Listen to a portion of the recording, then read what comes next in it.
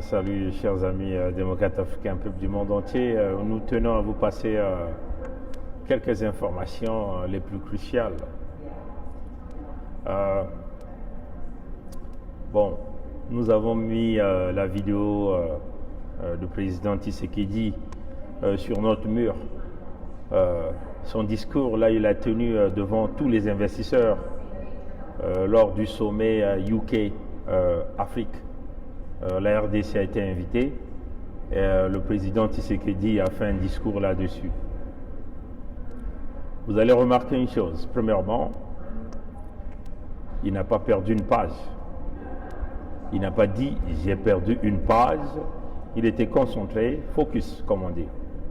Deuxièmement, au cours de son discours, c'est ce que nous appelons un discours d'appât. On lance un appât aux investisseurs et les investisseurs s'intéressent à venir investir dans ce pays.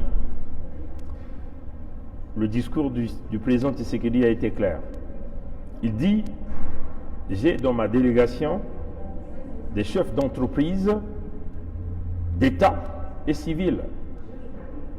C'est comme ça. Quand un chef d'État responsable se dirige, va dans des sommets là où on parle des investissements, on ne ramène pas sa racaille politique comme un peu le kleptomane d'Oyo qui ramène simplement sa famille, ses enfants pour l'accompagner à prendre ces selfies inutiles pour la nation qui n'apportent aucune valeur ajoutée.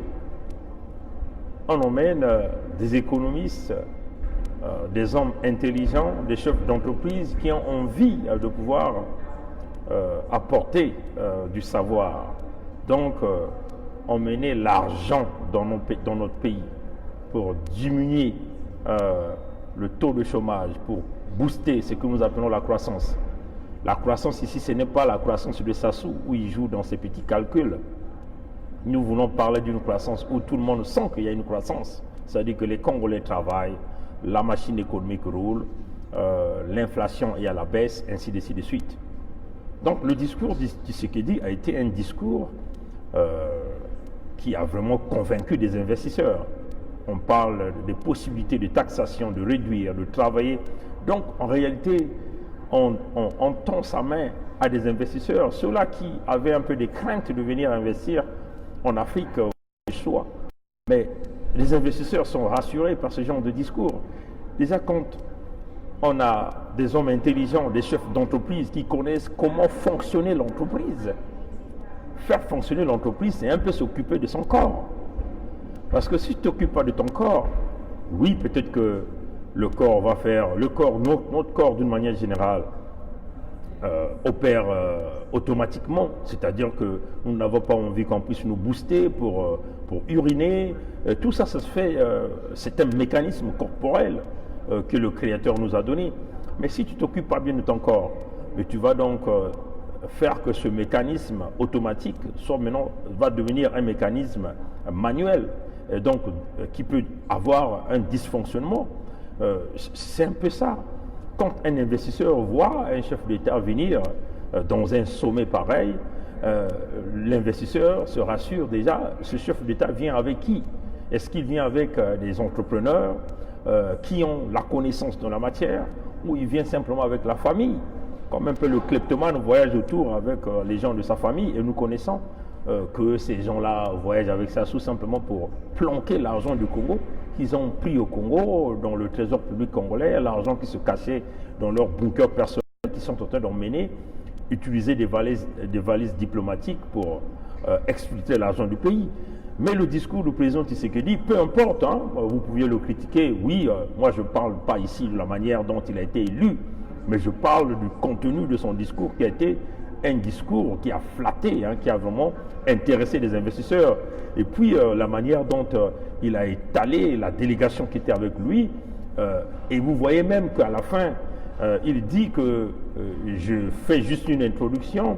À la fin, c'est quelqu'un d'autre qui va prendre la parole. Donc vous voyez qu'il donne la passe à ceux qui ont la connaissance de la matière. Mais chez nous, le bonobo d'Oyo, il voyage avec qui? Avec ses parents, avec des gens de son ethnie. La compétence n'est pas là. Et c'est ce qui fait que le Congo plonge aujourd'hui. Aucune politique. Vous voyez, chers amis. Revenons aussi avec ce même sommet. La semaine dernière, le Burkina Faso a tenu un sommet économique entre le Burkina et le Canada. Le sommet s'est tenu à Montréal, où on a invité des investisseurs canadiens, ceux-là qui s'intéressent à aller investir en Afrique, pour venir. Donc vous voyez que ce sommet a été piloté par le gouvernement du Burkina Faso à Montréal, où on a appelé les entreprises qui travaillent au niveau de la bourse de Toronto. Donc vous voyez qu'il y a eu d'opportunités d'affaires pour l'Afrique. On ne peut pas simplement se contenter d'attendre que les Chinois vous organisent un sommet à Pékin, les Japonais vous organisent un sommet à Tokyo, ou les Britanniques vous organisent un sommet à Londres, ou les Français vous organisent un sommet à Paris. C'est aussi à vous, les Africains, d'aller chercher ces investisseurs-là. Si vous avez affaire à un gouvernement qui a une vision, comme par exemple le gouvernement de Burkina Faso, qui a tenu un sommet économique pour flatter les entrepreneurs, les entrepreneurs canadiens. Et il y a eu de nombreux entrepreneurs qui sont partis, qui vont saisir cette opportunité d'affaires dont le type de partage business, ce partage 50-50 comme on dit, comme un peu le discours que le président Tshisekedi dit, que nous ne venons pas ici pour nous voulons chercher des investisseurs où nous allons faire un partage égal. C'est ça le discours qu'on tient. Mais vous allez remarquer que chez nous, toutes ces discussions se font dans un petit bureau à Oyo, dans un coin de famille, dans une cuisine à Oyo, qu'avec Sassou. Voilà pourquoi le pays est perdu. Voilà pourquoi nous sommes en train de dire Sassou demeure une merde qui est en train de retarder notre économie, notre pays. Le pays recule à cause de Sassou. C'est politique, c'est des politiques dépassées. Sassou, c'est une machine dysfonctionnelle à 100%. C'est une machine qui est rodée sur la corrosion, des roulements bloqués, et ainsi de suite. Donc vous voyez que quand vous faites affaire à des machines qui fonctionnent avec des logiciels dysfonctionnels, rien ne peut marcher. Donc on le dit encore, chers amis démocrates africains, nous tenons à féliciter les Burkinabés, nous tenons à féliciter le discours de la République démocratique du Congo et nous leur souhaitons bonne chance dans leur suite. Et ce que nous ferons dans le Congo qui viendra. Rapidement, vous savez, ce que le fiasco de Kleptoman Doyo à Londres, à Berlin, quand le Premier ministre Boris Johnson l'a dit, I'm not gonna shake your hand, this guy is a dictator. Ça, c'est une vérité. Donc nous avons vu la frustration, le gars a mis ses doigts dans son nez, il sort la saleté, et cette saleté, il va toucher donc Emmanuel Macron. Et il va essuyer ses doigts à Emmanuel Macron. Bon, on tue à vous dire, il est venu à Paris avec la colère. Bravo et félicitations à Alain Guimpo, ils étaient que deux. Ils ont hué sur Sassou. Sassou, là, il les a bien vus passer. Et quand Sassou passait, il les a bien vus quand on a hué sur lui. Ils sont venus avec une fausse publication, fake news, pour dire que Roland Ntuy et Alain se sont attaqués. Ça, c'est faux. Mais Sassou, en fait, quand il était passé, il partait à la veillée. Il est parti à la veillée furieux. Ça, c'est dans les nouvelles que nous avons reçues. Très furieux, il est parti à la veillée. Ça montre qu'il a bien reçu notre coup. Bon, maintenant, moi, il y a une inquiétude que moi, je tenais de faire. Ça se souvient à Paris, aucun Congolais n'est parti accompagner les indignés de 242. Quand même curieux. Vous donnez la chance à Sassou. Sassou, il est aisé quand il vient dans le milieu de Paris, personne ne bouge. Et vous avez vu quand Biya est dans la place de Paris en Europe, mais tous les Camerounais sont debout, ils sont des milliers, ils sont là. En République démocratique du Congo, quand nous avons vu le président Tshisekedi à Londres, vous avez vu des milliers des amis de la République démocratique du Congo s'en sortir. Mais ceux de Paris, des Congolais de Brazzaville, ils ont démissionné de leur mission. Ils ont donc simplement laissé la mission de libération à Roland Ntuy, à Alain Guimpo, à Bernard Pongui, à Donald de Mangoubi et à tous ces grands résistants que vous connaissez.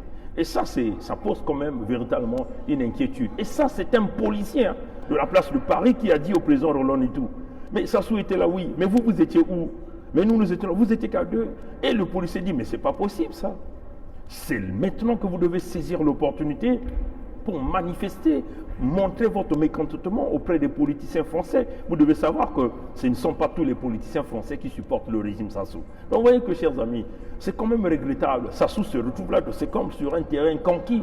C'est comme si on peut dire Paris est tombé. C'est incroyable, chers compatriotes congolais. Vous êtes simplement là derrière les claviers en train d'attendre. Ah, Ntuy a manifesté. Ah, Ntuy a fait ceci. Ah, Alain Guimpo a fait ceci. Ah, Pongui a fait ceci. Mes chers amis, le Congo nous appartient à tous. Soyons motivés. Ne regardez pas vos petits intérêts, mais regardons la nation dans l'ensemble. Ça se souvient à Paris, il tourne partout. Il n'y a pas de Congolais pour protester. C'est inquiétant. Et ça, c'est un policier français qui l'a dit au président Roland Netoui. Il se dit, mais vous êtes où les Congolais? On voit les Camerounais, on voit les amis de la RDC, on voit les amis de l'Afrique de l'Ouest, par exemple les Burkinabés, les Sénégalais. Mais vous, on ne vous voit pas. Pourquoi nous avons laissé Sassou occuper tout le terrain? Pourquoi vous avez laissé Paris tomber entre les mains de Sassou? Nous, c'était la présence de Roland Netoui qui a mis encore la souffrance dans le cœur de Sassou parce qu'il est parti à la veillée furieux, on vous le dit, furieux. Ça sont les informations directes que le système de BVT a reçues. Donc on dit que le coup est bien rentré. Et nous continuons la lutte parce qu'on va le dire, on ne peut pas se permettre de laisser cette machine tarauder les intellectuels congolais, briser notre nation. En Angola, nous sommes en train de voir comment l'empire de Santos est en train de s'effondrer. Mais pour que l'empire du kleptomane, du dictateur, du nyongologue national, du chronique paresseux national, de j'ai perdu une page puisse s'effondrer, il va falloir que tous les Congolais se tiennent la main dans la main et nous allons tous marcher vers la direction de la libération du pays. Donc, arrêtons donc de rester derrière les claviers, simplement de laisser le combat à nous. Tous, le Congo nous appartient. Quand ce pays-là sera libéré, nous certainement, nous ne serons même pas là. C'est vous qui allez donc prendre les grandes fonctions là-bas. Nous ne sommes que là pour libérer, essayer de guider notre jeunesse. Donc voilà pourquoi on dit au peuple congolais, redonnez-vous cette énergie que vous avez eue autrefois pour que nous allons tous vers la libération du Congo-Brazzaville. Je tiens aussi à finir ce direct en félicitant le Canadien qui est mon compatriote, Monsieur Villiard, qui est le patron de CHU, pour le nettoyage qu'il est en train de faire. Malheureusement, il rencontre une forte résistance tenue par les gens du régime Sassou. Et pourtant, ils l'ont embauché pour faire les changements, pour apporter le changement. Mais il a des mains liées. Économiquement, il est lié. Même quand il découvre toute une liste que beaucoup de gens ont publiée, des gens qui n'ont aucune fonction, qui sont payés avec l'argent du contribuable congolais et du CHU, mais il rencontre une forte résistance du régime de Sassou. Donc on vous le dit, peuple congolais, la lutte continue. Ingeta.